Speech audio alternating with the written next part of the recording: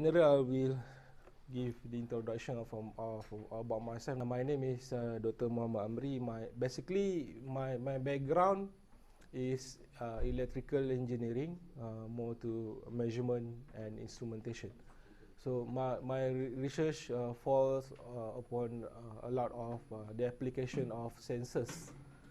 Okay, application of sensors. That is basically my background. And so how do I end up with stingless bee? Basically, I back in 2012, I've seen this new trend in Malaysia, trend of keeping stingless bee. So stingless bee basically not like the regular honey bee that we are familiar with. I will explain that. But the interest grew seriously at around 2016, where I acquired my first log hive.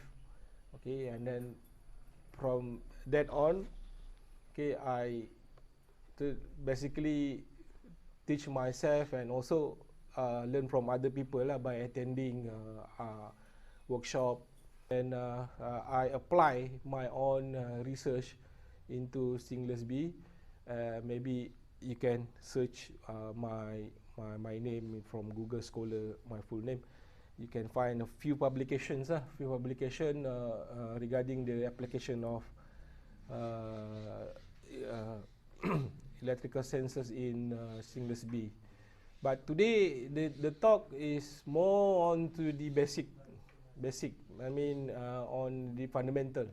Okay, fundamental cover, which give you maybe a slight idea what is stingless bee and what's the potential. So let me introduction. So what is one of the best thing about stingless bee that they are native. Native means that they have been here since long time ago. But if you look at the honeybee, even in Malaysia, the honeybee the one that sting, the one that they culture or farm in the to make honey. Basically, some of them were brought from the Europe. Okay, that is the category of apis bee or honey bee. We are talking about stingless bee, or the local people here call it as kelulut. Okay, so one of the criteria which is very commonly associated with them is they don't sting. So the defense mechanism has changed. They do not have venom. Okay, and probably the worst thing that could happen if you try to provoke them, they will only bite you. But the bite is not that painful, unless it bite at a sensitive area like your lips. You have to avoid. So in Malaysia, they basically around 35 up to 35 to now have grew to 45 species. Okay, I have been identified in 2014. Not all of them are very productive lah. Productive mean good for honey production. Or you can keep it, but maybe for other purposes lah. They actually serve their purposes in the nature. Okay, they have the purpose. But if you target to make honey, there are only few I think around 10 or 14 species that are suitable for farming to produce honey. Okay, so the stingless bee basically you can Google or check if you want to know in detail lah. But we are not going to discuss that in okay. These are the common stingless bee that is kept in the farm. Okay, The top one is the Heterotrigona, Itama, Bakri, and Erythrogaster. Okay, but the common, most abundant or most people keep is Itama. Okay, Trigona, Itama, the short name lah. But we refer them to Itama. Here I have mostly Itama, 90% Itama. The second one maybe, but maybe the rank is wrong, but this is what I observe lah. So Thoracica, okay, the second most popular. That is the Thoracica. They are called as the gentle giant. They are quite big, and the size they are around 3 mm to 10 mm. And Thoracica, they are fall under the category of giant. Okay, so you will see it. Don't worry. Terminata also small, and the other. In my farm, I have Itama. Perhaps maybe Bakri, because Itama and Bakri, they are quite similar. They are like cousins, but basically they are very close. Okay, Itama and Bakri. We have one Thoracica and also one Bigami. Here we have one Bigami. Bigami is a different species. They also commonly kept in farms. Okay, the list morphology. Okay, this is important. Okay, the body parts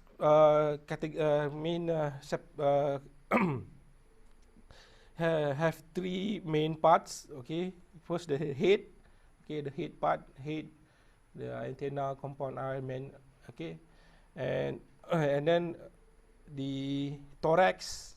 Okay, the thorax, you can say the middle, okay, middle part, and the abdomen, and the back on the abdomen. Abdomen cover the thorax, wing. Cover the, okay, like the abdomen and the corbicula and the legs. Legs is the front part. Corbicula is like the, you can see as this picture is like a modified rare leg that it used to carry pollen or resin. Okay, they look when they are flying. It's like their leg is like dangling, okay, suspended or in the air. Okay, so it's like the corbicula, and this is how it look when it carrying resin or pollen. Okay.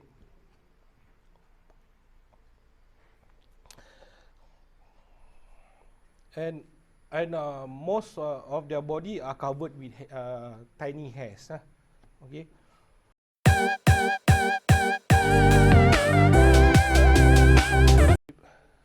I like to compare a bit stingless bee with honeybee, but before I explain further, basically any pure honey or authentic honey, they are all good. They have benefit. Okay, they have. I like to compare with Manuka honey. So the Manuka honey, the name come from basically not from the bee, but mainly from the flower that they go and pick the nectar. Okay, so the Manuka honey basically is collected by honeybee or apis. So in the nectar, they contain active ingredient called dihydroacetone. Okay, maybe some of your chemical are very familiar with the term. Okay, and also they in the same time they collect wax to build the comb. Okay, some of the bee also collect nectar, and then they store the honey, and then in time the honey will convert the compound convert into methyl glycol. Okay, MGL, isn't it? MGL something, the acronym. Okay, so the Manuka, okay, it has a active compound that can help wound healing. They don't have that what you call non-peroxidic action. Means that peroxidic is like corrosive, but the ingredient in Manuka honey, when you put, they don't like eat everything. Okay, so basically they're eating, reduce the infection and promote the healing, and they don't have that non-peroxidic action or effect. Okay, that is basically Manuka honey. So they basically collect nectar and wax. Okay. Meanwhile, stingless bee is a resin bee. Resin. Okay. Basically, they collect propolis to make the propolis pod. Okay, resin. Okay, by definition, is a plant material. There are many type of resin. There may be like rubbery type. They can be like crystal type. So basically, they collect 3 resin and mix with bee wax and their saliva. Okay, and bring back to the hive and mix it up, and they build their honey pots. Okay, they build the honey pots from the resin. Okay, from the resin. They also collect nectar and store the nectar inside the propolis. So over the time, so the ingredient in the propolis fuse with the honey. Okay, fused with the honey, and that makes what makes the stingless bee much more special. So the propolis contain a lot of antioxidant. Okay, a lot of antioxidant, which is very. I will explain later the antioxidant, which okay. And then some few important finding lah. Okay, so apart from nectar, they also collect pollen and also put inside the pot. Okay, and then when it full, it become bee bread. Okay. Okay, these are so the propolis full of antioxidant or flavonoid. Okay, flavonoid and phenolic compounds, and these are antioxidant. Okay, that what I have explained is because that what make them much sour. So those are the benefit, like flavonoid is anti-inflammatory, antiviral, and then they are good for internal healing as compared to honeybee. They're good for external, but the study suggests they are better in internal healing. Okay, and they have also have phenolic, and this is the key point, the latest finding. Okay, if you take Manuka honey, okay, like 2 ml every day, it can cause diabetes because the amount of sugar is, the compound of the sugar is different. Okay, but stingless bee contain trehalulose. You can Google. This is the I think the one of the important recent finding.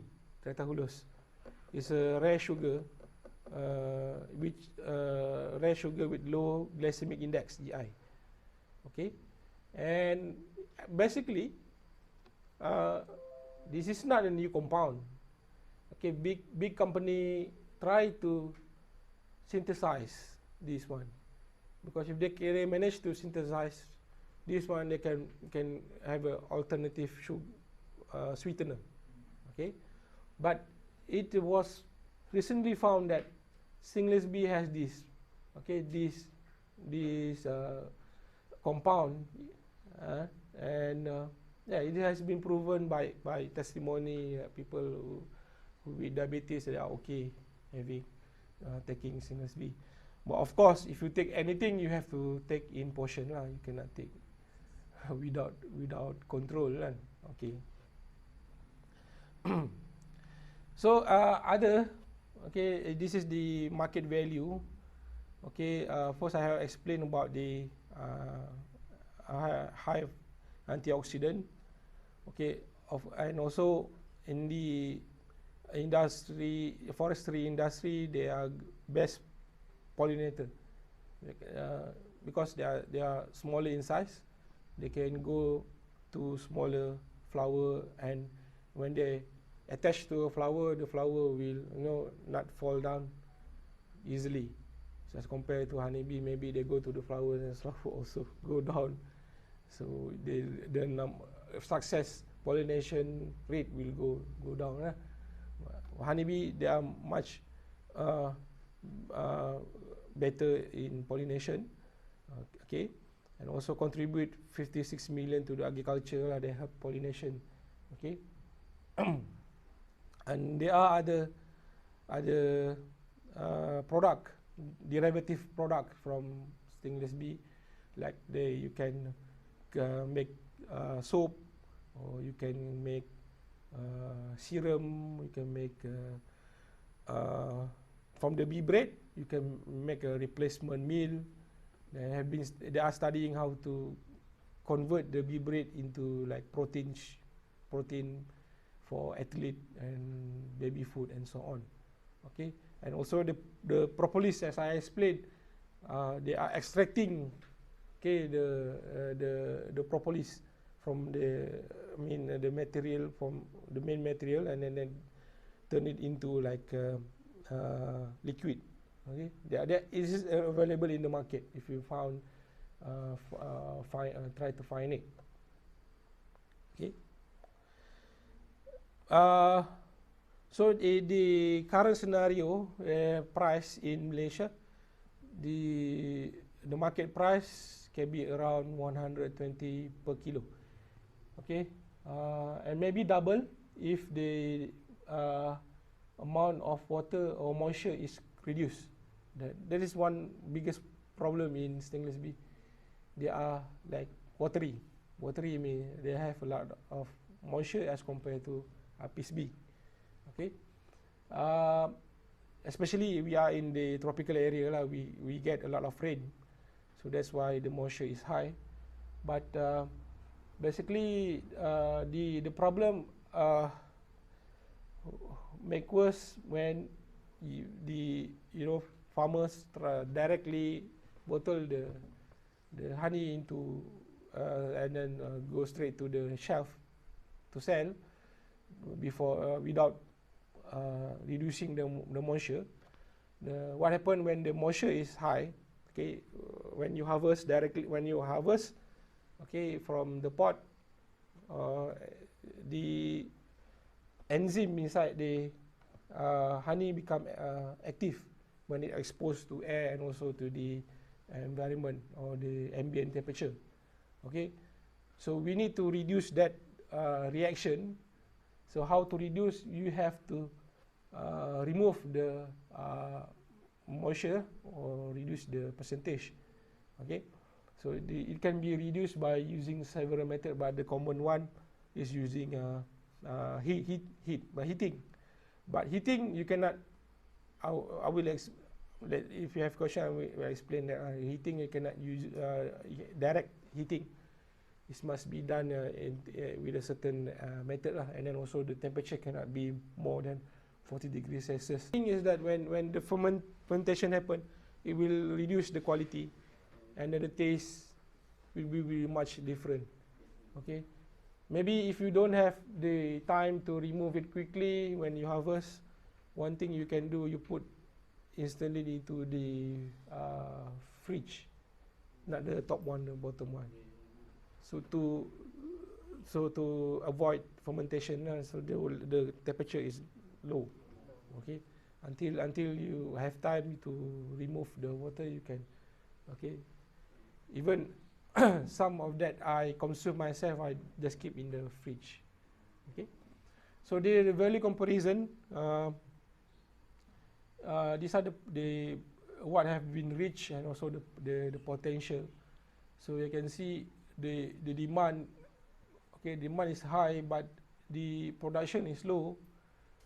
Okay, and also in Malaysia there are two standard for stingless bee. One is for the honey, and another one is for the farming or the beekeeping. There are two standard. Okay, first standard is the standard of the stingless bee honey. How to manage, how to process, and what's the criteria. Second one is the beekeeping.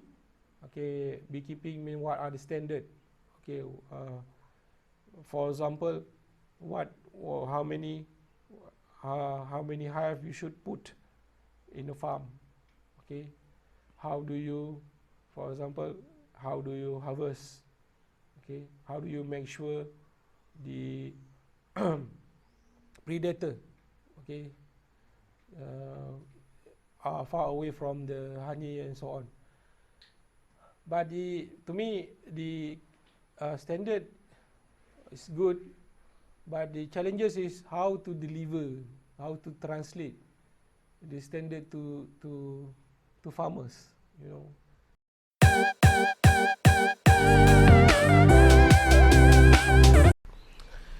Okay, so the biology, the area, okay, basically stingless bee, they are very abundant in the tropical area lah.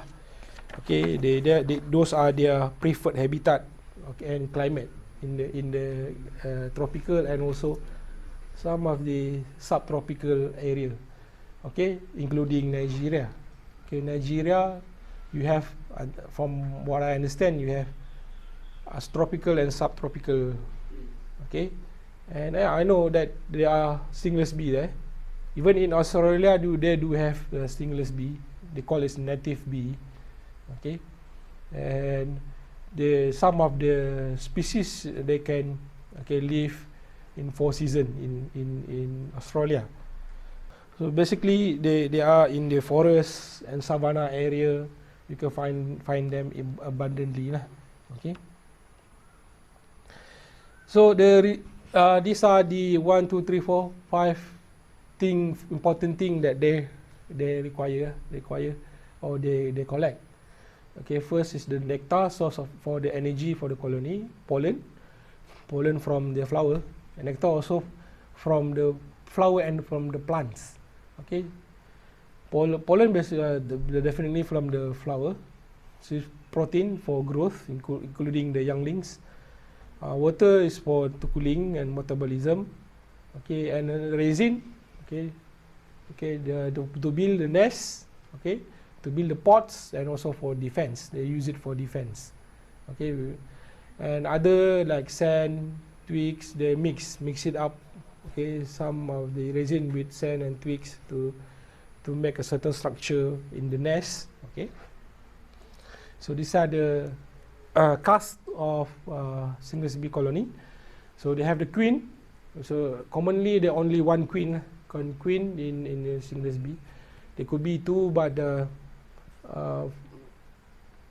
two maybe one. The other is the young queen and then ready to perhaps to migrate. Or they are normally there is only one queen in one hive. Okay, so the stingless bee hive depend on the queen. Okay, without the queen, okay, the colony may fall apart. Okay, what they do, a strong colony, when queen died or queen somehow perish, okay, they will try to hatch a new queen from the queen brood cell. And, okay. And they do have drones. Drones are basically male. The number of hundreds. Okay, they play an important part in the colony. I will explain later. Come to that later. And workers, there are 1,000. It can be 10,000 to 20,000, depending on the size. Okay, workers basically female. Okay, female. Yeah, female. basically female. So the one that go out to collect the resources are mainly the workers or the female bees. Okay. These are the stages picture. Okay, from larva, okay, to pupa and to the adult. Okay, so you can see. So the larva from the cell, so hatch from the cell.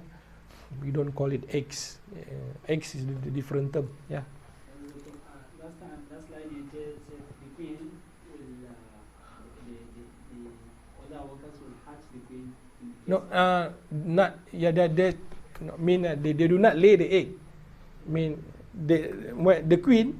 If it perish. Yeah. Perish, they now hatch new queen. Yeah, we try to hatch a new queen. Yeah, but if the queen still living, this egg can stay for a long time. Yeah, stay can the eggs or the cell can stay dormant until they require or they need.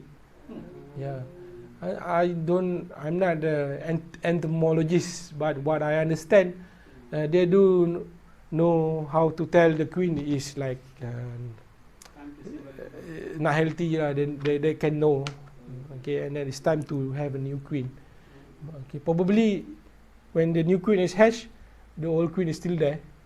Okay, but what people telling me, when there are two queens, probably the new queen will migrate, bring few of the drones and worker with her, and what they claim, the queens will battle to the death. I don't know whether correct or not.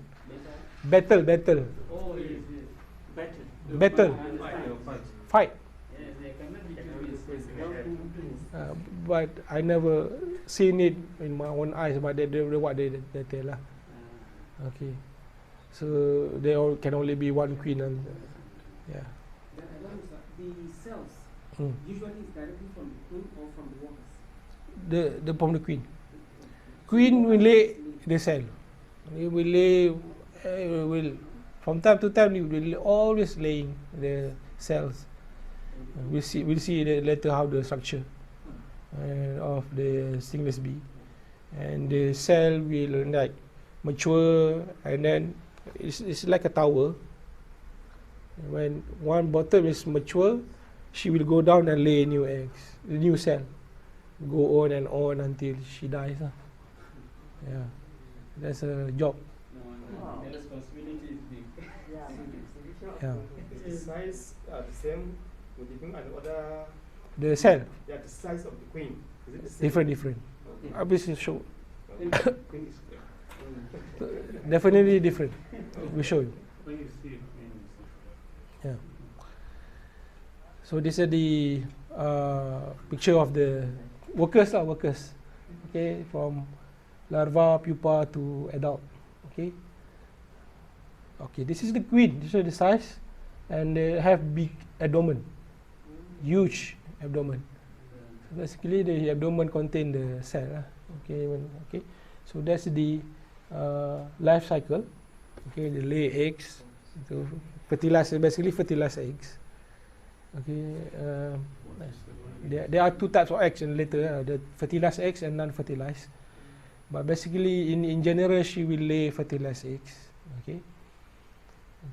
From and then the queen larva feed on royal jenny, pupa, and the virgin queen, and so on. This is the life cycle. Okay. The queen. Okay. When it dies, the new queen larva will revive or emerge. The lifespan is about 4 to 7 years. 4 to 7 years. Okay. After 7 years or after 4 years, they will have new queen. Okay. So the queen control the colony by releasing pheromones. It's like they excrete the pheromones. Okay, to control the colony. Okay, so they by releasing different pheromones from her body, members of the colony interpret and act accordingly. The members of the colony workers, okay, you do this, you do that. Okay, so one example is the pheromone, which suppresses the laying ability of all workers of the nest. So basically, from the study, workers basically can, but the queen will suppress that ability. Okay, so that's why I say strong colony. Okay, somehow they can survive without the queen for a long time, but some non-strong colony they cannot survive. They will perish. Okay, so the queen basically will mate with a single drone from a different colony lah. Then store all the sperm she need for egg fertilization during her lifetime. Okay, this is done. The one study said this is done in flight. Okay, when she's still a virgin, go out, okay, mate with the drone. Okay, just one lifetime. What they say, that's it. Okay, and then come back to the hive, and then become a queen. Okay.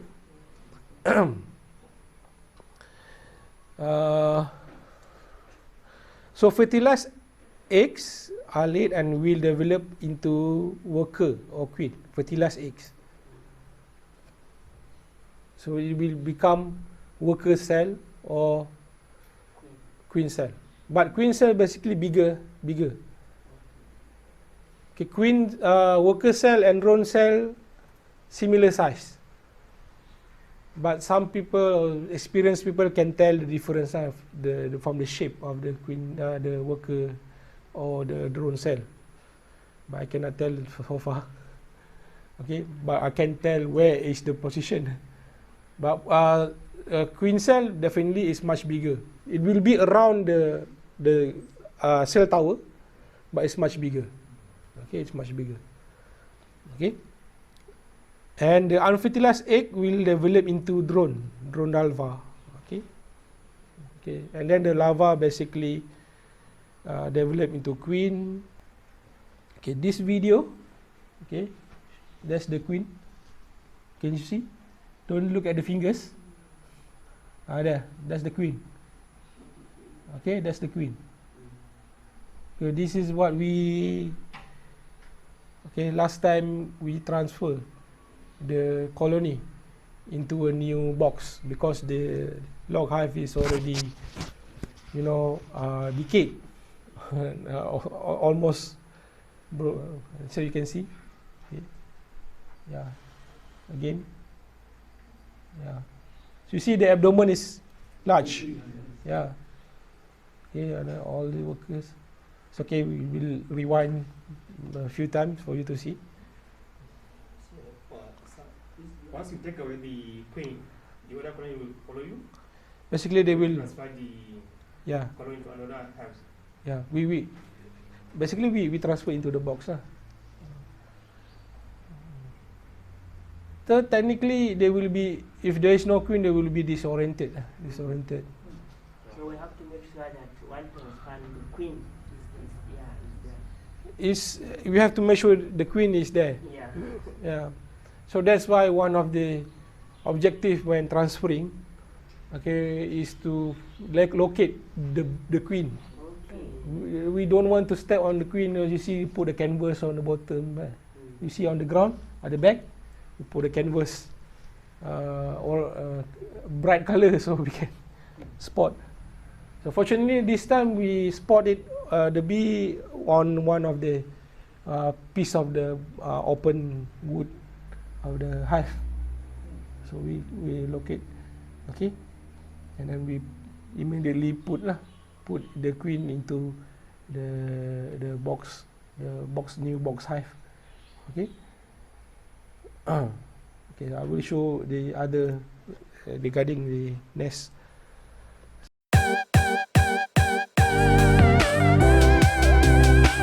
Structure and so on.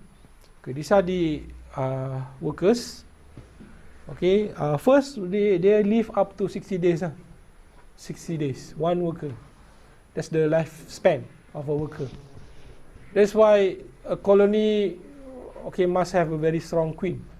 We have to, otherwise, okay, the replacement worker will not be done properly. Okay. So they are the female component of the colony. Okay, apart from the queen.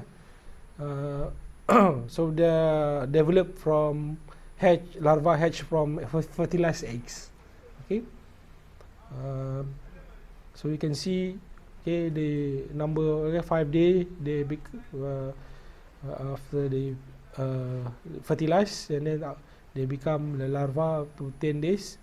Okay, and then pupa 31 days. Okay, and then they are the adult. So their role, okay, will be determined based on the days. I will explain that later. Okay, and then these are the role. Okay, like build, maintain, cleaning the hive. Okay, cleaning. Like taking out of all the waste from the hive. Okay, they go foraging, collect the necessities like the resin, pollen, and also the nectar or the honey. So receive, store, and maturing the honey. Okay, develop and store the bee bread. Thermogulating the hive means that they do play a role in controlling the temperature. Okay, thermogulating, one study say, if the temperature is too high, they will together flap their wings, so to promote the air circulation. Okay, and also the one of the defense, important defense, or for defense of the hive, they will immediately attack. Okay, people who like a threat or something. Okay, so these are the role based on the days. Okay, and so 1 to 2 days after they will be building the nest. So this time they do not have the capability to fly. Okay, this is when the time they like have the full capability to fly.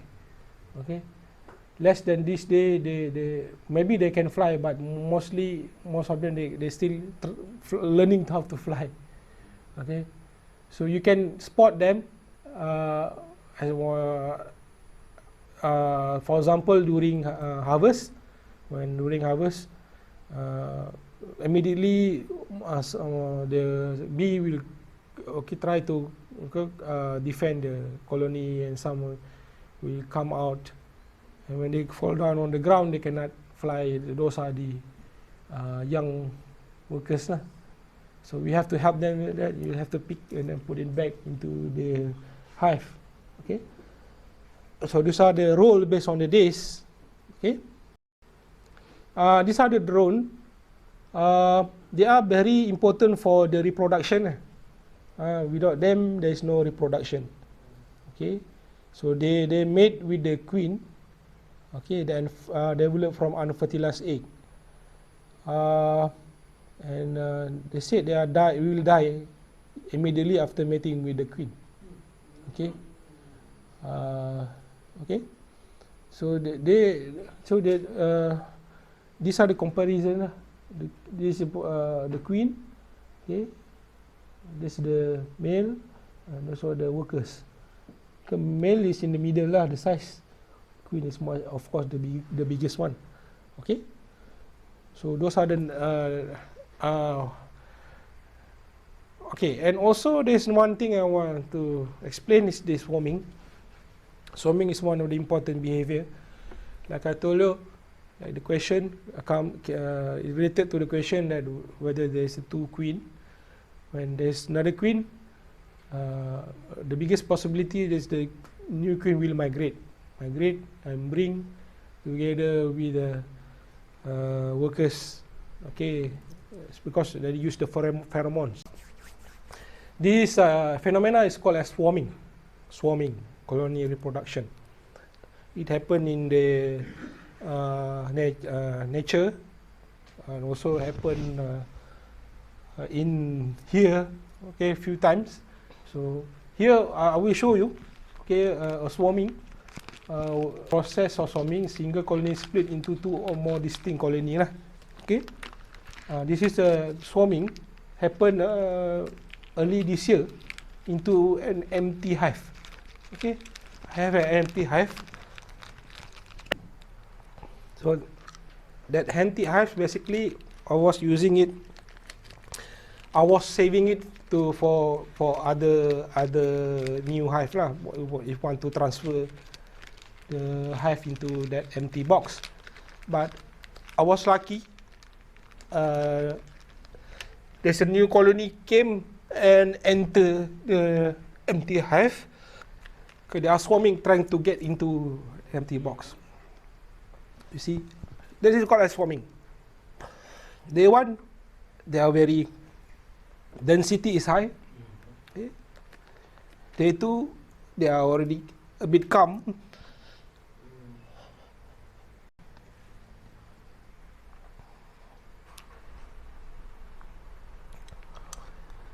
Now this could happen to the existing hive or active hive. It could happen. So most of the farmer think that this is an attack. The new swarm try to take over. Yeah. So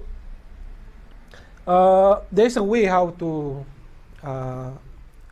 avoid the swarming to the existing hive by putting a piece of barrier, or use a paper, put the barrier, so the swarm that coming try to enter the existing hive, they will become, confused. They cannot locate where is the entrance. Okay, but this is empty hive. It's okay. You see, first day is very intense. Okay. This time the new queen or the virgin queen still can fly, and you hard to see lah. Okay. If you have super visual eyes, you can see. But basically, the new queen still can fly and go into the hive, and then the other workers will. Okay, but there are a few other process after this. There are the process to success swarming. The second step, the drone will come. This is all queen and the workers. Later the drone will come. Well, if the drone come, so that indicate the success swarming. Now this hive is already active, and one of the also important behavior is foraging. Foraging, they collect plant resin, nectar, pollen, sand, and others, like I explained. Okay, so they do communicate with each other. Okay, during foraging, you can read from my slide later for further study. So they use signals and cues, like signal they excrete pheromone or chemical, the workers lah, into certain spot when they landed into the hive. So the other worker will like figure out. So they figure out from the pattern, and then they will tell the other worker will tell the workers that have done the foraging will tell the other workers by using the signal. Okay. So the other workers or other members will try to translate the pattern lah. The signal basically tells how far, which direction you should go, and so on. So they are study, but honeybee lah, the honeybee. Scientists broke the code signaling of honeybee, but I think it's maybe similar to stingless bee lah. And also cues, they use the sunlight to tell them where to go. Okay, so this is the range. Okay, they active from dawn to dusk. Okay, early morning until late in the afternoon. Okay, they are active in that time. And like Itama, they can go up to 1 kilometer radius. Okay, Thoracica can go up to 2 kilometer. Some say 4 kilometer. Okay. So this is what the testimony or the study suggests. Okay, how do they determine? Maybe they determine by moving the hive, see whether the bee can come back to the original position. Maybe, I don't know. Okay.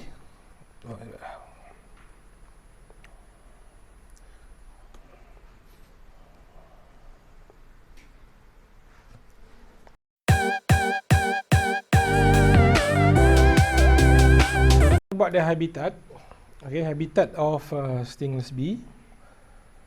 So basically, they live in cavities, in holes, basically.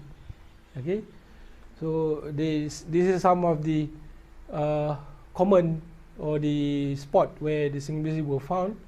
This is most commonly in the branches of trees.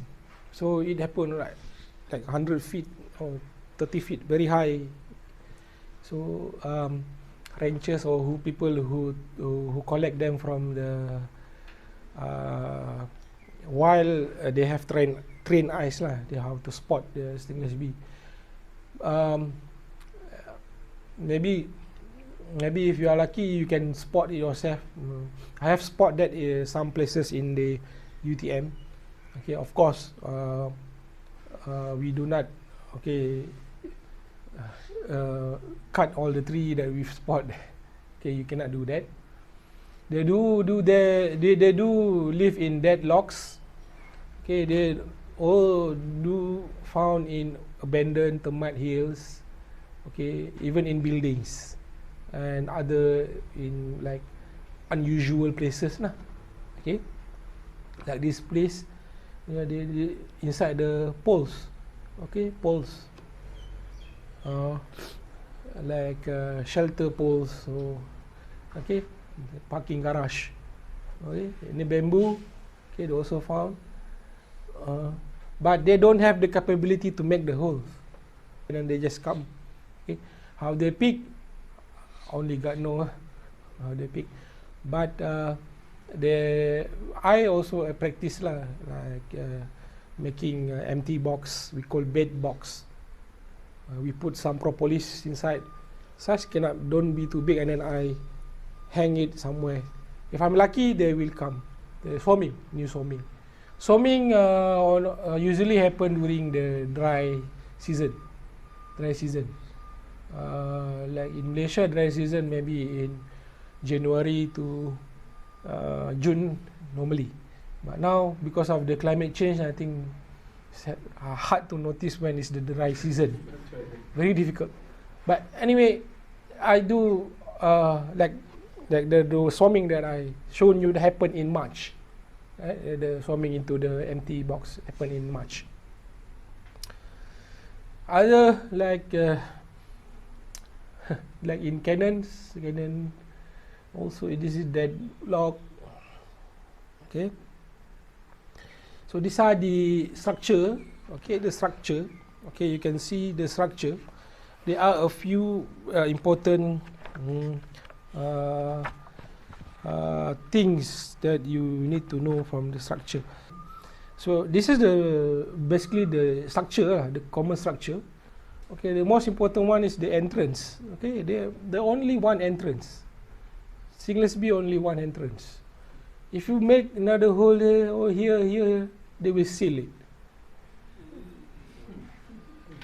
It's their defense mechanism. There will be no multiple entrance. There could be multiple entrance. There could be multiple holes on the entrance, but it's just on the entrance. Okay, Okay, the entrance looks like a funnel, it's like a tube. It's a tube which is direct into the brood cell chamber, tower or chamber. This is the main. Okay, direct main. Okay, so basically they are the passageway or the entrance, the brood section. Okay, the brood section, the storage section. Okay, top and bottom. Where they put the food, the honey, the nectar. The honey and the bee bread or the pollen. Okay, and then there are some open spaces lah, Okay, and then the nest volume section. Okay, so the passageway. Okay, this is an extension of the entrance. Okay, linked to the outside. Okay, so it looks like this because it is a defense mechanism. Okay, all the soldier will be here. Okay. When the intrusion, any intruder come, so all the soldier will try to defend. Okay, we come out. Okay.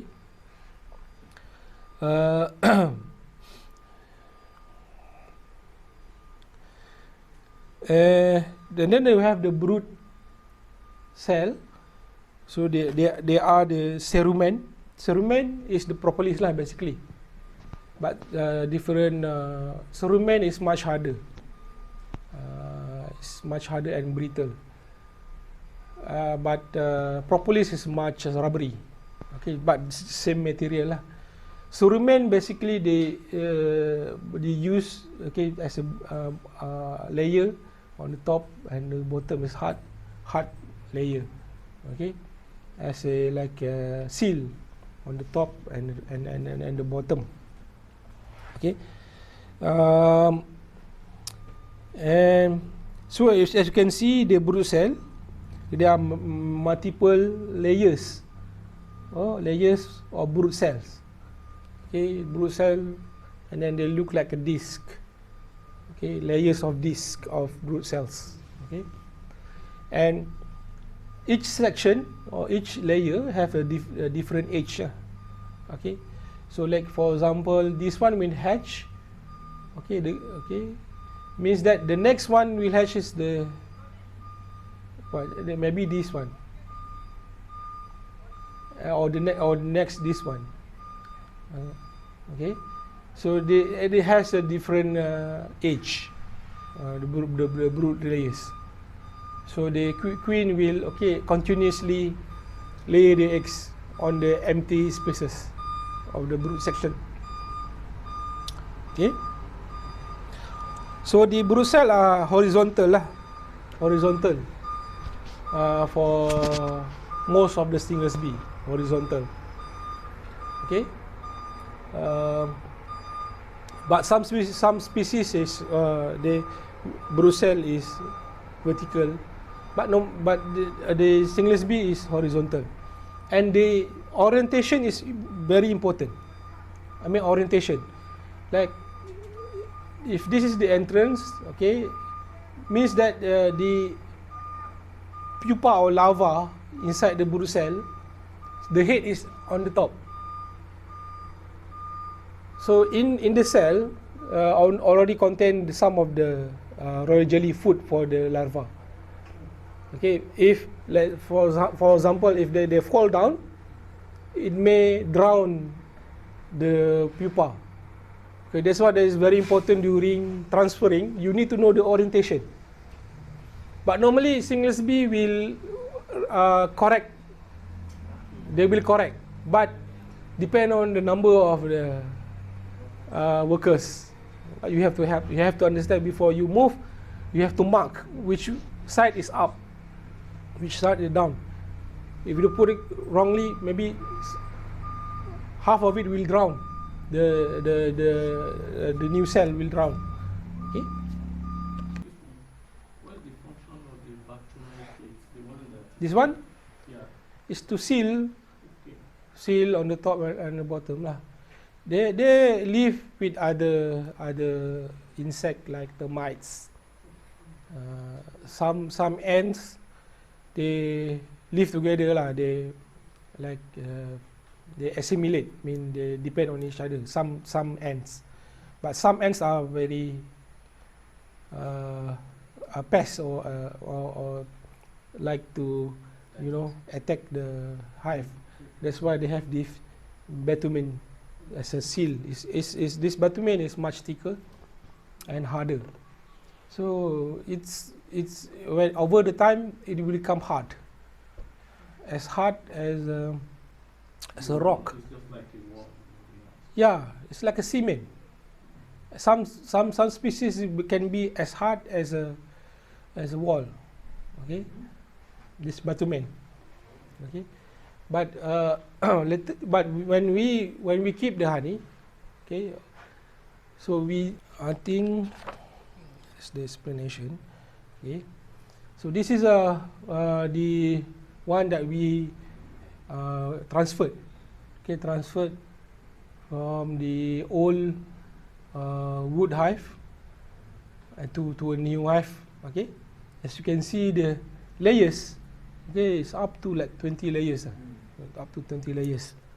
This is what it looks like from the top. It's like a disc. Okay, there are basically layers. Okay, so you see this one is the workers and the drone. This one, you see, this is the big one, big cell. It's a queen cell. Okay, the queen cell can be normally on the top of the or somewhere on the sides. Okay, that's the queen cells. Okay.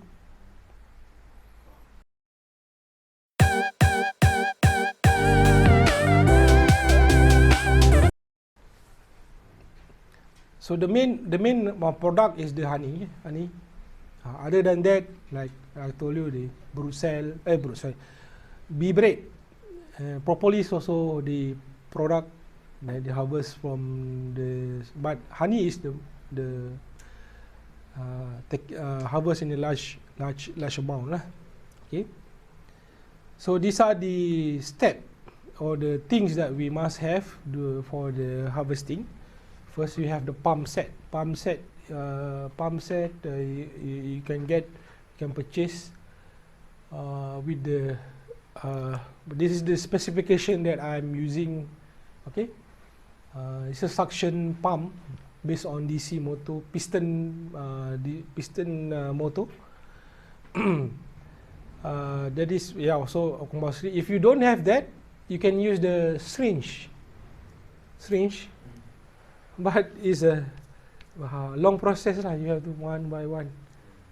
So we harvest directly from the pots. Okay, you have to locate the pot which is totally enclosed. Okay, and then we open when we take the honey. You can use syringe. That's manual, very manual lah. Very manual. You have a pump set, it's much faster. Okay. Then the bee suit or face net, this is good to have lah. In my experience, I do not use it. But the way how we harvest is where the honey box.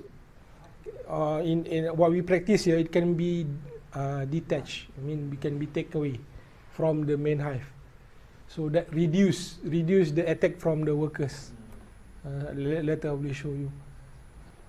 Okay, latex we must have. Okay, we have to cover to prevent any bacteria, virus. Then you must a punching stick. I mean, you have to use both of your hands. One holding the suction tube. Another one is to make the hole from the pots. Okay, on the top of the pots. Okay. Face mask like you are wearing is compulsory for the harvest. This is compulsory during the harvest of stingless bee honey. Okay, and then the honey container. Okay, also compulsory. Refractometer to measure the amount. Okay, and then weight scale to weight the amount of the honey. Record system also good to have. Good to have means that if you want to be a serious and then you want to be a good practitioner, you must have that. Okay. So these are the some of the example of the pump. Pump you have here, pump set. Okay. This is different specification with the face net, face mask. Okay, now this is the refractometer. Like I told you to measure the water content or the moisture level percentage. So you open this part, this like a flap. Okay, and then put the honey, and then point the front part to the sun, and then we can see the measurement. Okay. So these are the steps. Best time is during the morning lah, of course, morning to the noon, because you want to do it when it's cool. Okay, and you have to make sure equipment is sterile, means you clean it properly. After every harvest, you have to clean and then let it dry. And the best time to harvest is after 40 days. Why 40 days?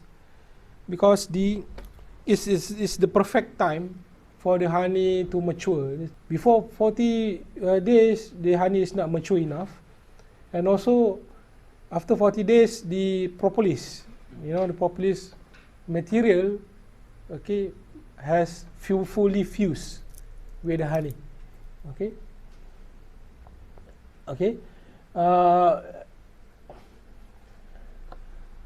These are the other steps, like remove the roof.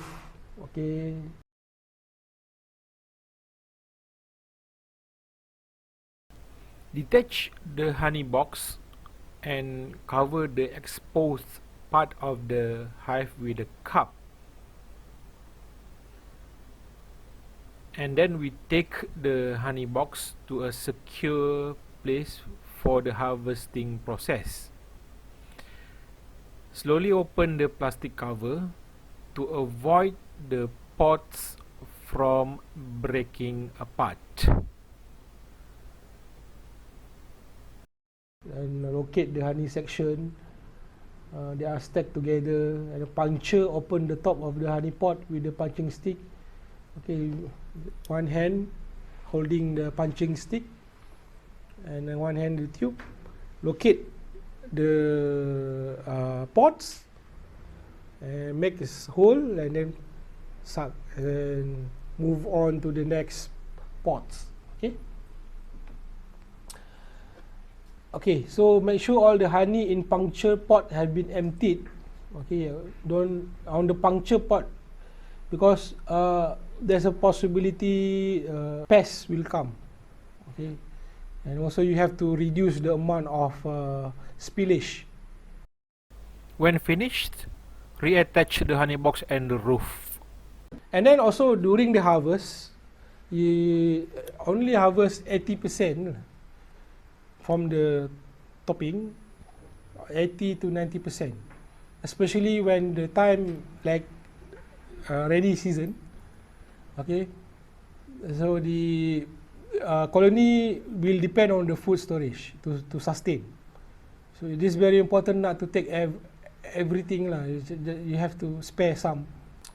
And then these are the more important, like weigh the honey, record the details, and then do not alter anything except for the pots, honey pots. And then sometimes when you harvest, you also pick some of the propolis inside the container. That's okay. You can filter that out using a strainer later.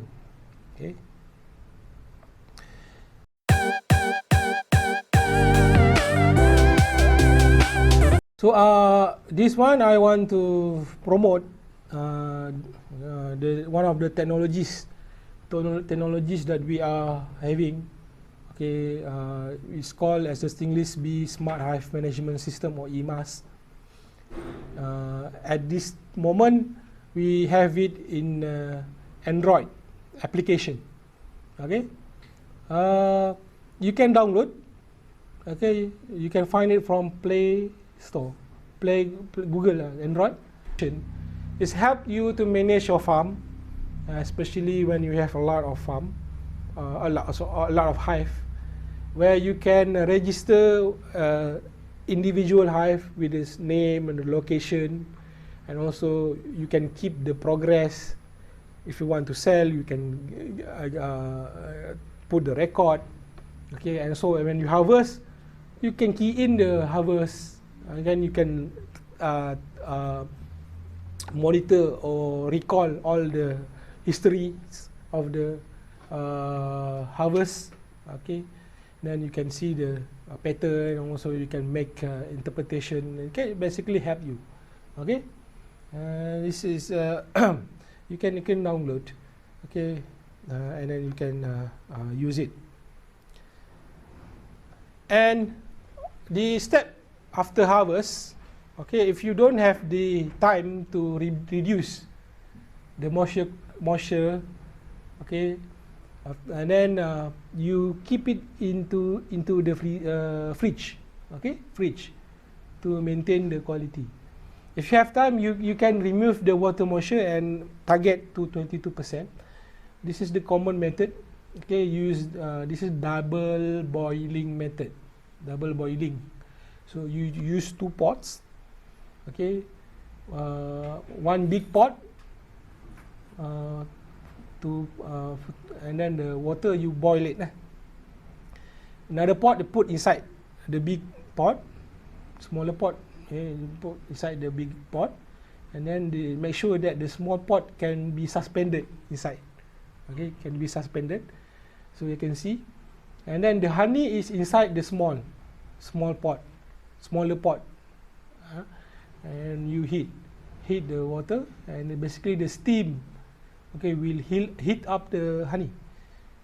But according to the standard, you must do it below 40 degrees Celsius. Maybe you can use a slow cooker. I use the slow cooker, put the slow setting. But in my experience, for like 2 kg use this method, take me around 5-6 hours or 7 hours. It's if you follow the step, the proper step. Okay. But we do also make a machine, honey dehydrator machine, use the similar concept by heating. But this machine optimize the heating, the airflow, the humidity, okay, and also the surface area of the honey, where we spread the honey on the tray, so that the more surface exposed to the heating air, and then the heating air we make sure is fast enough to promote or to help for the condensation, or to the reduction of moisture in the from the inside the honey. I'm going to show how we can remove water content from honey. What we have here is stinglessbeehoney. One of the main problems of stinglessbeehoney is that the water content level is high. So we need to reduce the water content up to 20% according to the stinglessbeehoney standard. So what we have here is a system which can reduce the water content automatically, where the temperature is controlled at 40 Celsius. So what we're going to do next is to input the honey inside the tank, where the honey will be transferred from the bottom to the top of the tray by using a parasitic pump, and the system will control the heater so that the temperature will not exceed 40 degrees Celsius. So in the next video, I will show you the next step, how to process the honey. Okay, now we measure the weight. So So we have here around 2.8 kilogram of honey. Okay. Next, we measure the water content using this refractometer. We put some honey.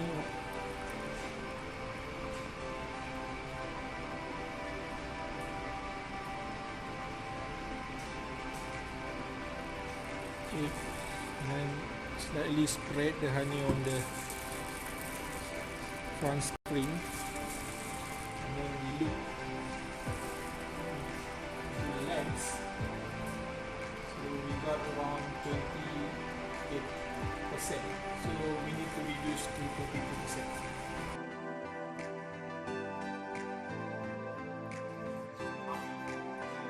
Okay.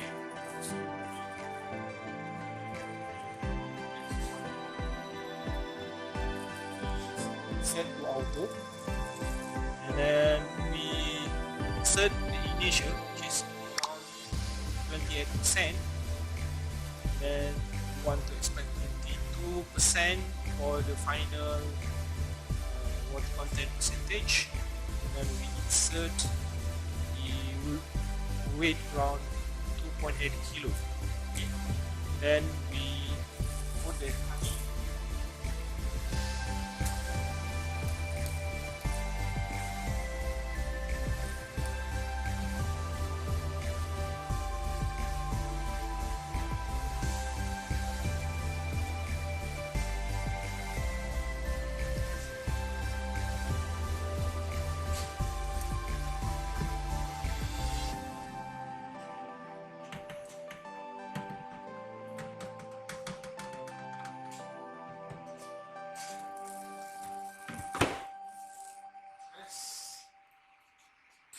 Start.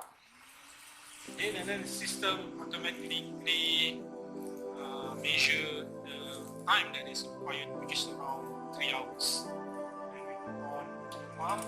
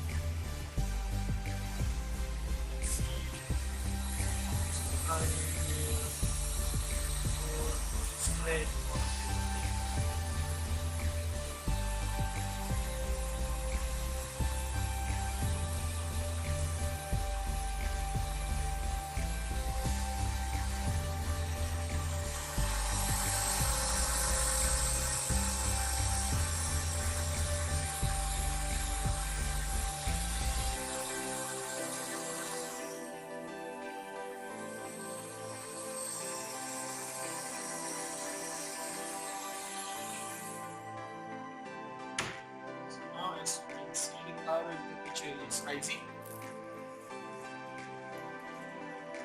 and you will stop it from 80 degrees Celsius in the process.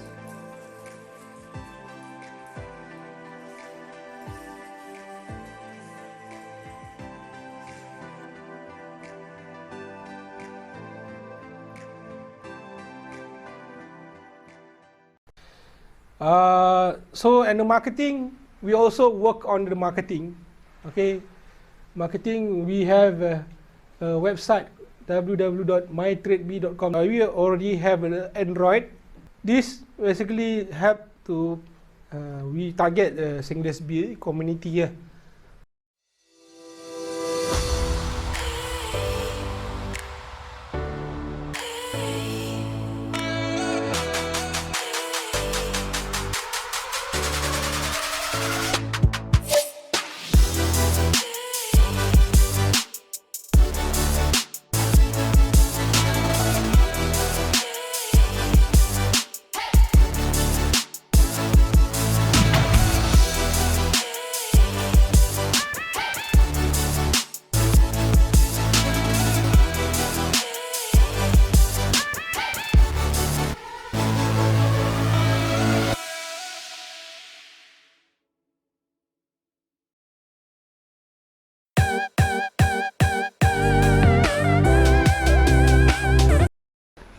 So the colony management is to, to sustain the livelihood of your beehive. Okay. So you want to make sure that your stingless bee colony stay strong and active. So in nature, weak colony is vulnerable to attack and also to illness like disease. So that's why we need to make sure that our colony is staying strong and active. There are few colony inspection step or point that you must pay attention. First, the period, how regular you should check. So at least once a week. Okay. So you don't have to think that once a week is quite troublesome if you compare to other kind of livestock like cattle, for example. So cattle you have to take care every day. Water the water, the food. Okay, every day. Stingless bee basically they find the food themselves. But of course, you still have to find or look for the sign of intrusion. Okay, like if there are lizard dropping, so gecko is quite a nuisance. So they do stay in around the stingless beehive, especially in between the topping cover. So they like to stay there. So, yeah. They enjoy it. Yeah, they basically live it there. They breed there, and also from time to time they will go to the entrance, eat the stingless bee. But not as aggressive like a toad or frog. Frog is quite aggressive, but lizard, gecko, they can climb on walls and surface, right? But toad they cannot. They have to jump, basically. Okay, so if they and also like ants especially from time to time in the night you visit, but yeah, of course you have to be careful and use your torchlight, okay, and look for or use anything like for lighting to navigate yourself to the hive. And then sometimes, especially at the night, ants attack hive. I do that from time to time lah. Basically, this ants bait is used to exterminate the ants colony that comes to the hive at night. In my experience, the ants is basically trying to make nests around the hive or sometimes inside the hive, but they will never live in the same section, whereas the stingless bee will defend their hive and will not allow that to happen. But as the ants colony is growing, so they will become big, and the stingless bee colony may collapse and run away. So as you can see here, the ants is taking away the baits, and some of them are consuming it. So this is in the morning. All the bats has gone and had been taken away by the ants colony. So you can see the sign of attack when the tunnel or the tube is closed. So when there's attack, the colony will seal the entrance. Yeah, that is actually a sign of attack. Okay, so you have to look for that signs. Okay, especially at night. But larger predator is harder for them to manage. Okay, and then also how do you identify or detect degradation or colony that become weaker from the number of flying in and flying out hive stingless bee in a minute. So this one you have to observe. You sit at the don't sit against the tube on the side, and then you look. They fly out. I mean, you count how many fly out and fly in a minute. Okay, a strong colony has around 40 to 70 FIFO, fly in, fly out. That's good, strong. Okay, strong colony. Not so strong, less than that. So you have to save them. You have to take measures. And also the tube may be an indicator. The tube, if it is not moist, it is not fresh. Moist means that it's not rubbery, it's not bright in color. So let's say it's become grayish, and then it become brittle. It's not fresh, it's not rubbery like propolis that you touch just now. Okay, it become brittle. When you touch the tunnel, it break. So that is a sign of weakness. I mean, the colony is falling or failing. Okay, so there are a few steps like you can do, like for example, giving a set of new brood cell to the degrading hive, or another step you can do, you swap. Like I said, let's say you have 2 hive. So if let's say this is become weaker, so you swap at the night. So in the morning, this one is strong. When they go out, they will return. But you have swap. You understand? You have swapped the hive. So they will remember where the location of the hive, the original hive. So more bee will come back to the weaker. Okay, and then the strong one, they will maintain lah the level of health. I mean,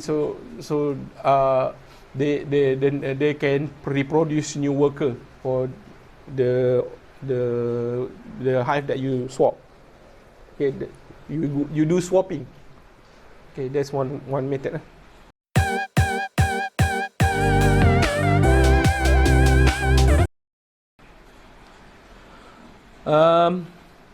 And then if the log is decayed, okay, you see there are many cracks. Okay, it's like when you check the condition of the wood, it wear off easily. So that's a time to transfer the colony into a new box. Okay, new box. I will show you. And also, if the weather is too hot, put more shroud. Netting. You use netting. The netting canvas that they use for agriculture. The black netting. And also from the yield, if you notice, after 40 days, it become less and lesser. So it's a time to do or put some action. Okay. Other than swapping, what you can do, you transfer into another location with much better, okay, surrounding environment. Okay, that's another way. That's around what time? Pardon? Around what time for you to Transfer. Okay. Night. Because they all stay in the hive in at night. They are not. They only active during the morning and until dusk. They don't night. They don't night active. Make sure that you leave some. Don't harvest everything. Okay. Do not harvest during the monsoon like this time around. Okay. You can harvest but not too much. Okay. You can harvest but not too much. So, like for example, those video show, you put more shroud. okay, on the top, and netting, okay, netting on the sides, okay. This is especially the farm that don't have enough canopy. Canopy is not enough, especially place where they still have growing trees. Okay, so you have to put some action like this. You have to put more shroud and modify a bit. Okay, and also you can use damp cloth. Okay, so resin. Okay, resin, like I told you, just now is one of the main ingredient or resources that stingless bee collect. Okay, it's basically a hydrocarbon secretion of many plant. Okay, there are many type, basically many type of trees that produce resin. Okay, so this resin, okay, can be made like for rubber tree, they made into rubber.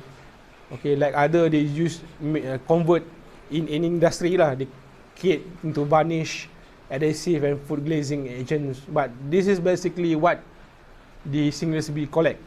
Okay, they collect as a mixture for their propolis.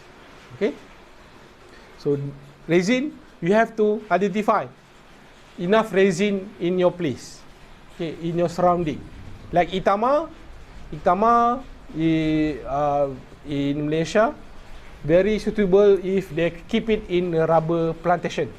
Okay, Nectar is a source that they use to, okay, make honey. Okay, Nectar come from plants. Maybe we commonly know that they come from flower, but they also come from the buds, tree buds. Okay, they do the tree bud also excrete the nectar, especially acacia. Okay, on the tree buds, they early in the morning, they will excrete some nectar. Okay, ants very like it, and also stingless bee. Pollen also important, the main component to produce the bee bread. I think you guys found the bee bread, right? Those are the bee bread. So basically, those are pollen. Stingless bee pick the pollen, put it on the back, leg, okay, carry, and then store in the pot. So those are the bee bread, high in protein. They are good, especially for people who want to gain more weight. It's also a byproduct. Process, dry up, turn into powder, and then you can consume in the morning with bread and toast. It's good. Okay. I happen to see the dissected bee one time. Is it true that it has 3 stomach? Oh, yeah. Yeah, it's basically very complex lah. The body very complex, and that's why I found they are comparable to a sugar refinery. A bee is comparable to the sugar refinery. You imagine a sugar refinery. You bring the cane, process the cane, water, whatever, process sugar. They are like a micro factory. Yeah, but I don't know exact how many part, but they are very complex. God make them like that. That's the miracle. Yeah. Actually, I saw it. There are 3. That one for air, one for food, and one for honey. Okay. Something like that. Yeah. And also water is very important. Enough water for the hive. Okay, you need to make sure that the environment have enough water. Okay. So these are the list of plant. Okay, plant in local Malaysia. Okay, like for example, acacia. Okay, it's the name. The local name is acacia. It's a tall tree, big tree, can grow easily. And acacia is not non-native tree. This means that they are not original tree in Malaysia. They were brought here.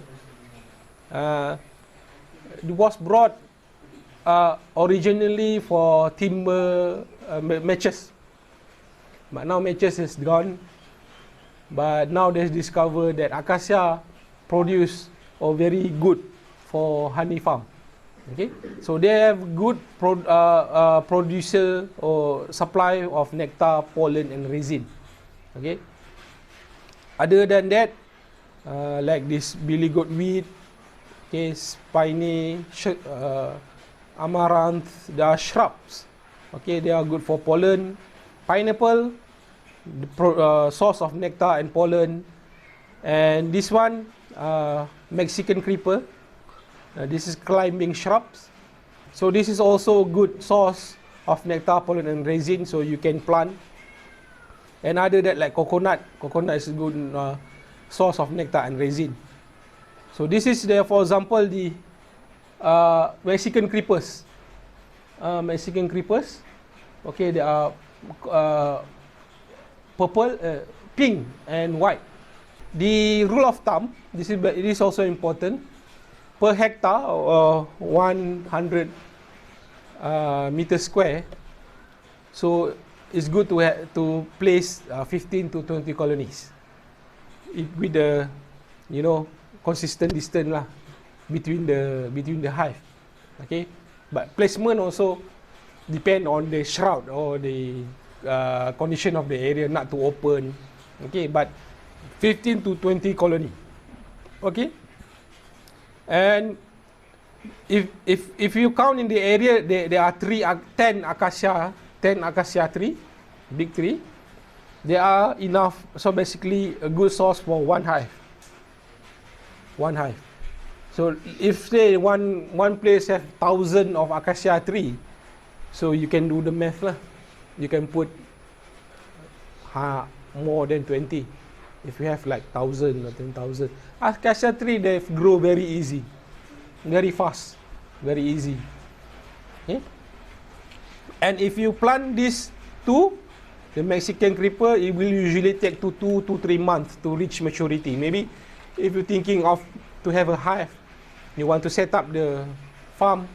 Okay, maybe you plant this tree first, let it settle down, let it flourish for after 2-3 months, and then you bring your hive.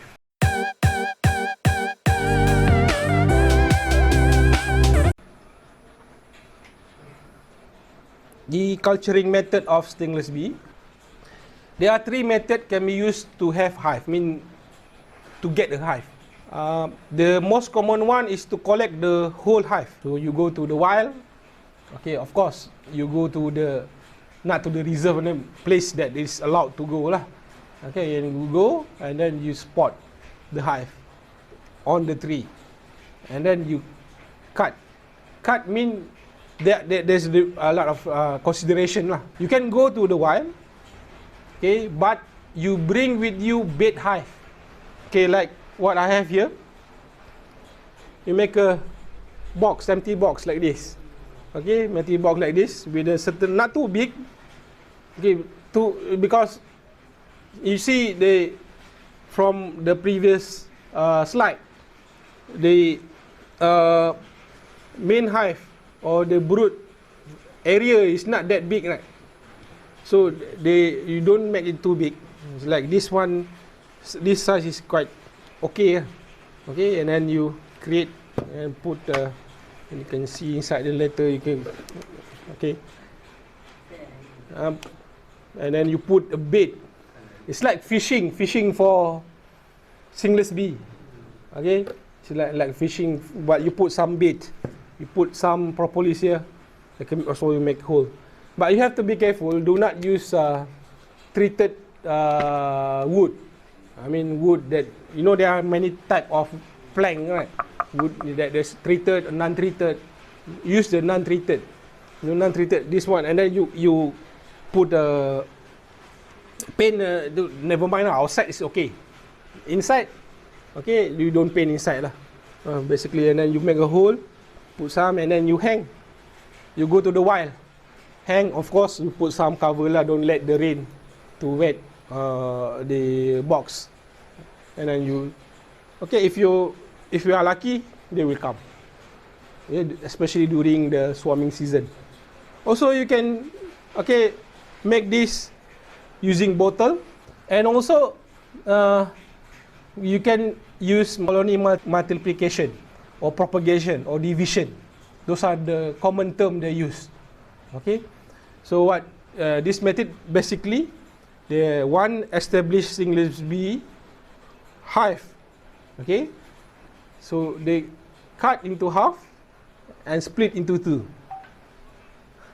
The propagation, but it's very risky. Chances are low actually to success. Okay, and but if you are very experienced and the right time to do it, especially like out of the monsoon season, maybe the chances is much higher. Okay, that's multiplication. Okay.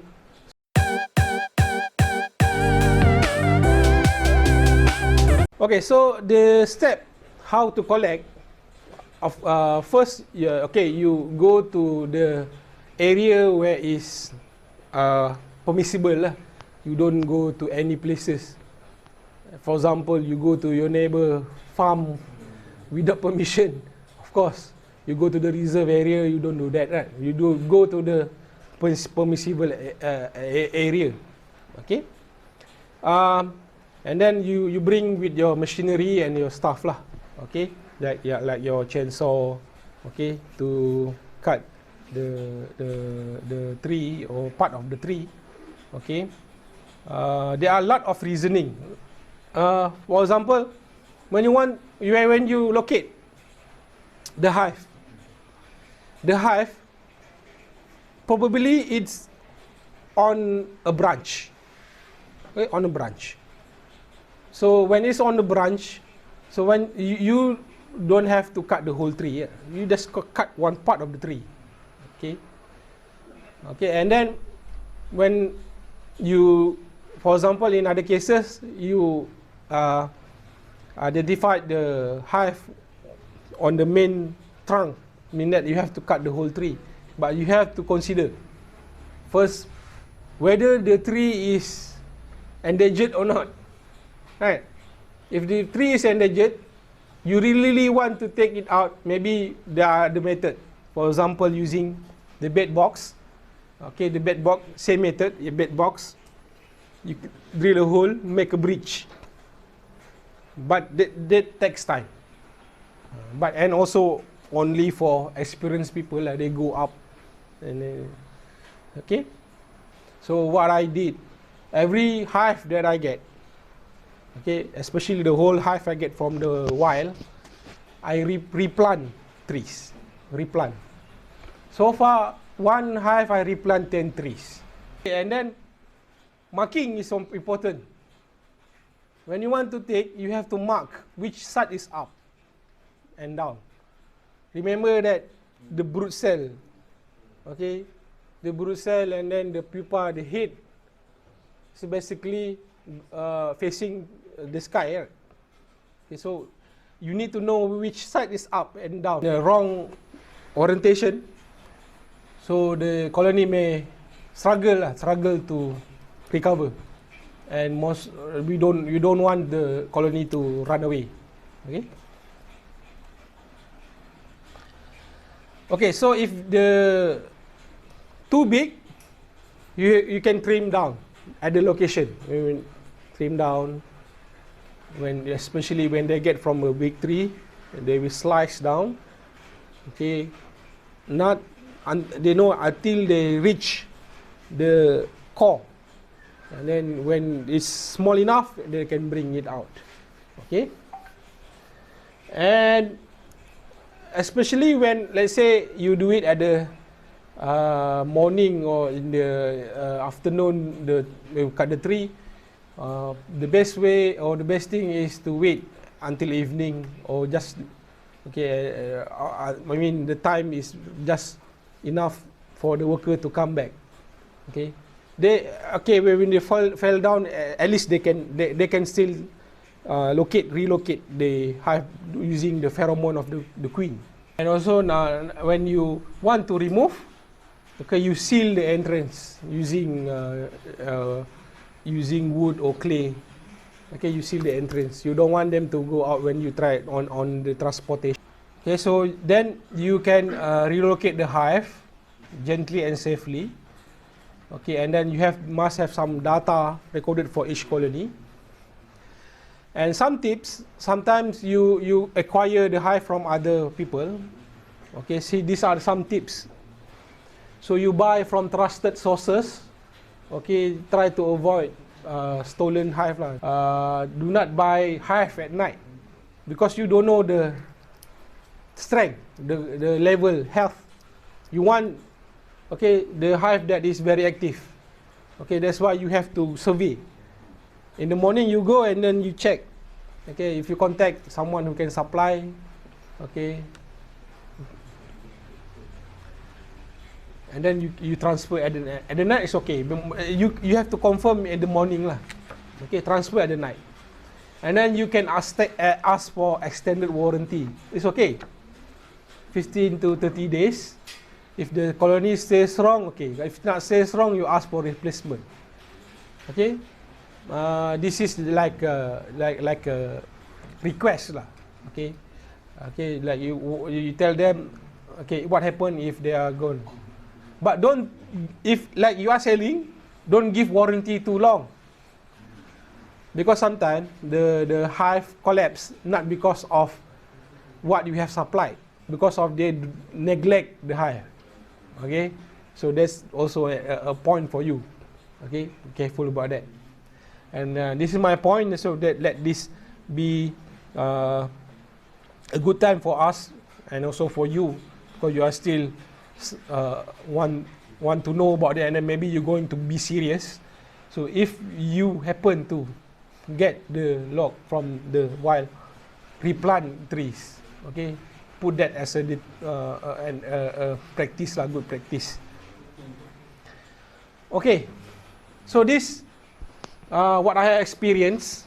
I went there. I went to get a hive from the wild. Okay, so first step is in general lah, to locate. So in this case, the hive, okay, happened to be at the branch here. Okay, so the lumberjack go up, okay, and then cut the part of the tree. Okay, you see the cut part of the tree, and then it fall down. Okay, and then we trim the hive at the location, and then bring into the transport. Okay, bring into the transport to another location lah, to another location where we trim more, and then we put a seal. Okay, this is one of the early steps when you acquire from the wild. There are basically two main culturing methods. Which is the first one is using log hive with topping box, like what I have practicing here. Second one is using box hive with topping box. Okay, means that you don't use the topping the log hive, but you use a box hive. And there are other methods like Mustafa hive and original Australian Trigona hive oath. So there are other methods how they keep the stingless bee in the farm. Okay, so the first one is using log hive. Okay, mean the original hive and the topping box on the top. So it look like this, okay, more or less. Okay, that's your main hive. Okay, main hive. Okay, and then there's the entrance, and the bottom part.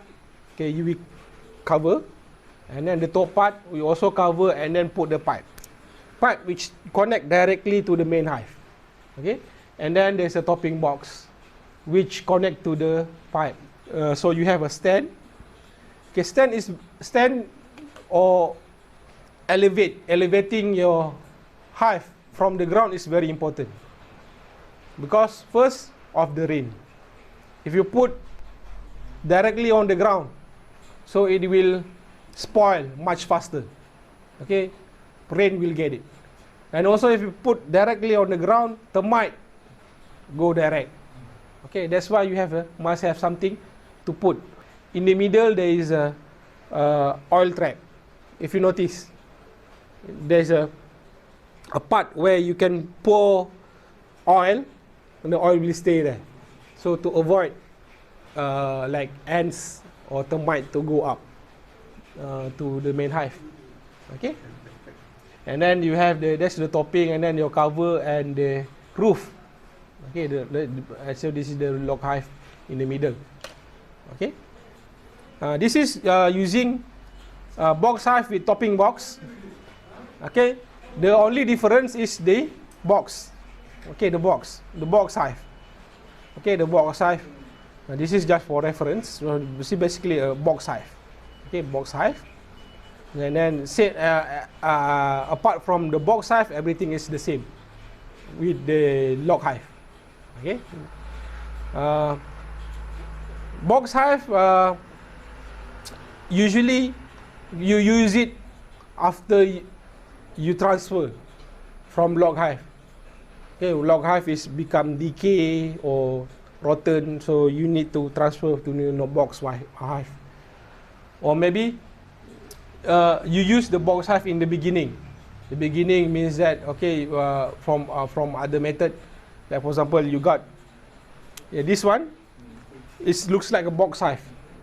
If you are lucky, they go into the bed box. So you just make hole here and then put the topping. So this become a box hive. Okay, the best.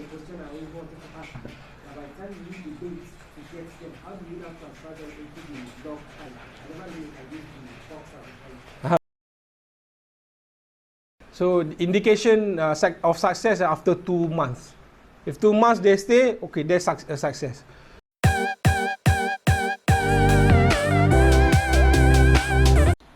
This is the dimension of the honey box or the topping.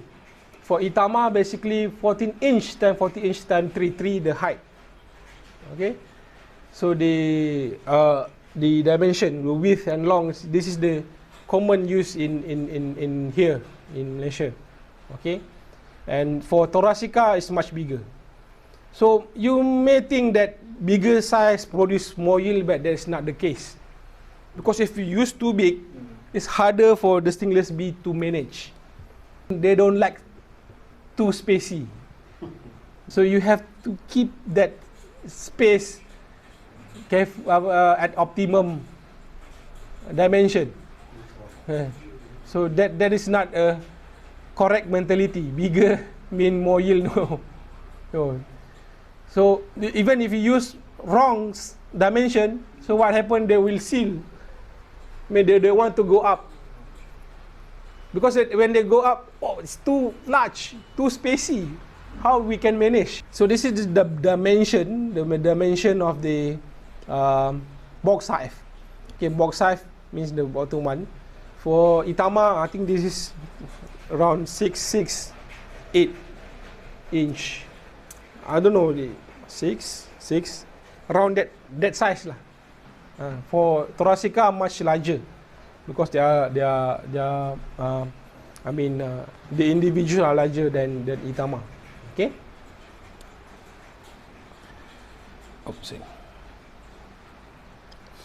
Okay, hive placement, this one I want to discuss.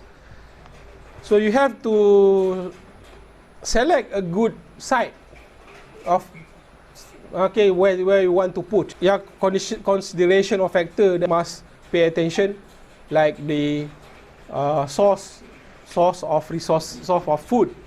Okay, so you need to know if the places don't have enough food, you have to put effort to provide the food, but maybe it will take some time. No? Some time. Don't put in place too barren places that has just been cleared up. No, it's not a good site. Okay.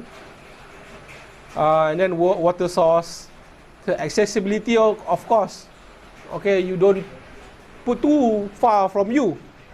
If anything happen or you want to check, it's going to be trouble for you. Okay.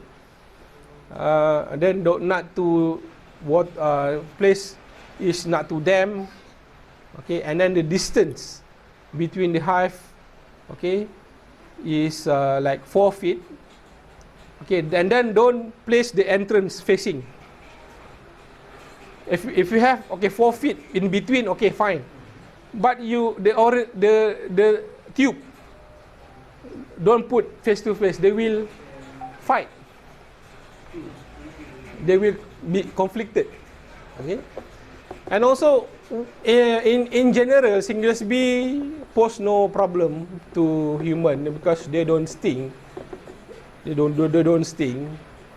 Even if they happen to go into some spot of in your house, you can easily relocate. Okay, so it is suitable to put near your home, but here in Malaysia, especially in residential area, the issue is that when dengue cases, the health department will come and then they do perform the fumigation, like here. So you have to take action. For example, you notify the authority lah. Don't blast or use fumigation in this spot, especially because we have stingless bee. Or you can cover. You cover your hive with plastic bag or garbage bag. Cover the whole lot. So when the fumigation happen, so the smoke doesn't go into the hive. If that smoke go into the hive, that's it. You remember this? This is a confined space. Confined, nowhere except for the entrance.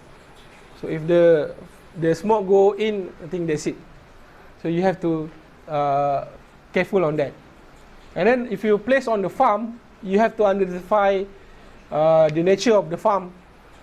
Whether the farm use a lot of pesticide, okay, so you have to avoid place or farm that which use a lot of pesticides.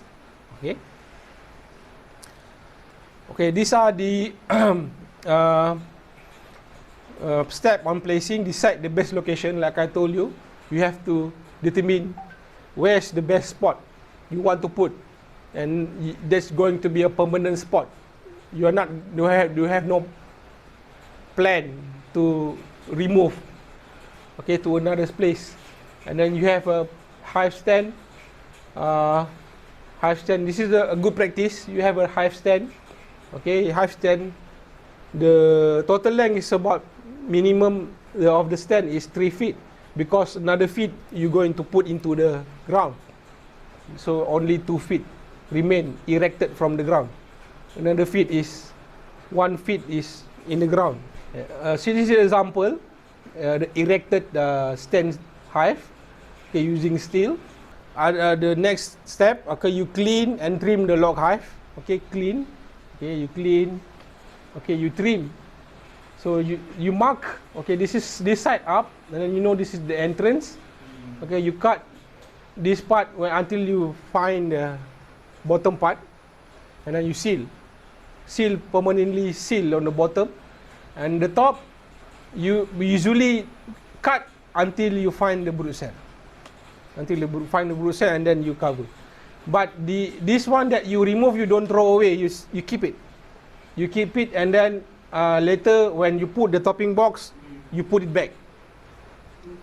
Okay, you put it back. So this is the step. Seal the top and the bottom part, and place the hive stand, secure using screw, and put the topping and the roof.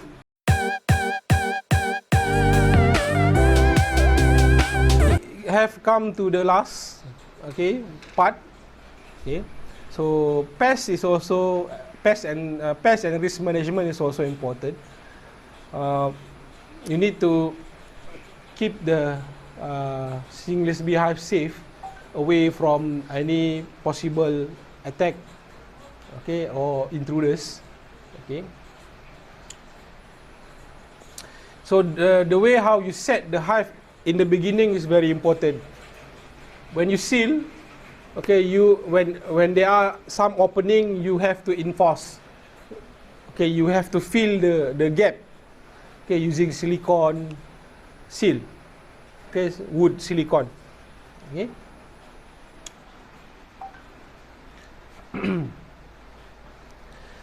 So these are the example of pests. Okay, like fly.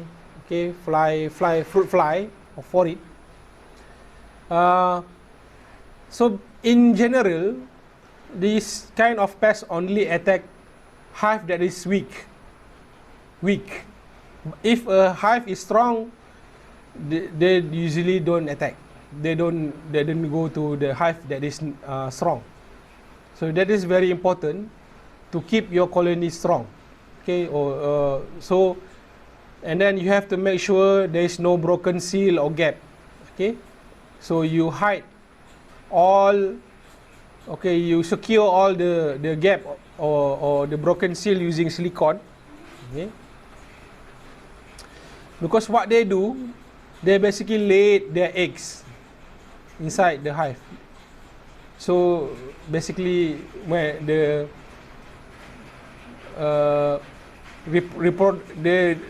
reproduction depend on invading other species lah. So their eggs will hatch and then eat the food inside the hive. And then if the hive is weak, so that much highly the hive will, you know, die. Okay, and then this is also common, the wasp fly. This is what we have, or I have commonly seen in Malaysia lah. But the situation or the scenario may be different in different other part. But this is what we can share lah. What we can share, what we do. Okay, basically similar to the previous pest. This is very important to make sure your colony is strong and free from opening. Okay, so if there any opening or crack, you have to seal. Okay, ants. Okay, ants is the most common one. Okay, they are very nuisance.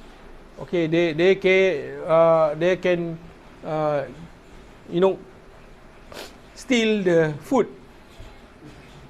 in the hive, the honey, the propolis, even the larva, they steal. They steal. And okay, so that's very important to check your hive. And what measure that you can use is putting the oil trap. Okay, if you don't have oil trap, you can use grease. Okay, grease, and then you smear on the pole, so they cannot climb. Okay, but some they also can climb. And what you can do, you put the strong glue. Good thing on the pole, not on the hive. The thing is that stingless bee, when they land on the glue, they will not stuck, because they are resin based. Resin bee. They collect resin. Resin is sticky. So when they go collect resin, they can land on the resin and then go away. So that's another special feature about stingless bee. They don't get stuck on sticky surfaces. Okay, so you don't have to worry lah if you put sticky glue on the pole to avoid ants. Stingless bee will not go. But and also stingless bee will not. They are very choosy lah. They don't land on anything. They only land on the hive. They land on the tree to find food. They don't land anywhere. Okay, assassin bugs also very dangerous. You have to locate they have locate them on the hive and remove because they are easy to I mean if they are on the hive, they're easy to spot. So you don't let this kind of bug playing around or staying on the hive. You have to remove. They eat the whole stingless bee. Okay. And also keeping birds is a good idea, but there are certain birds that you cannot keep or you cannot put. It's not good to have in around your farm.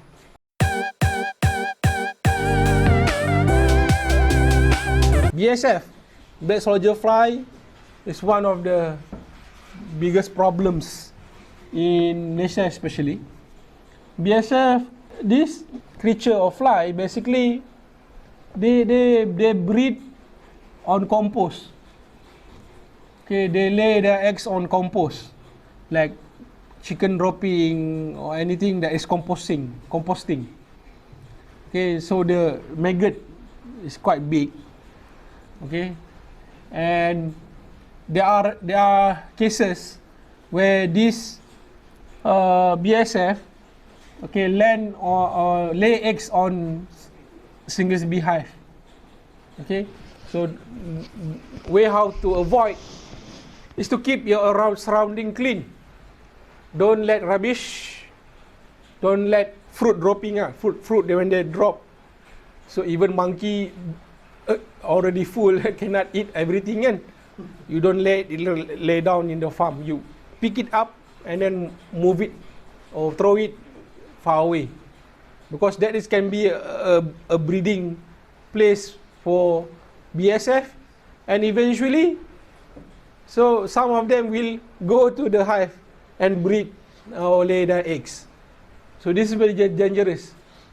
So and once they have breed, very hard to remove. There are cases in Malaysia, cases when they found BSF, 90% they cannot save the hive.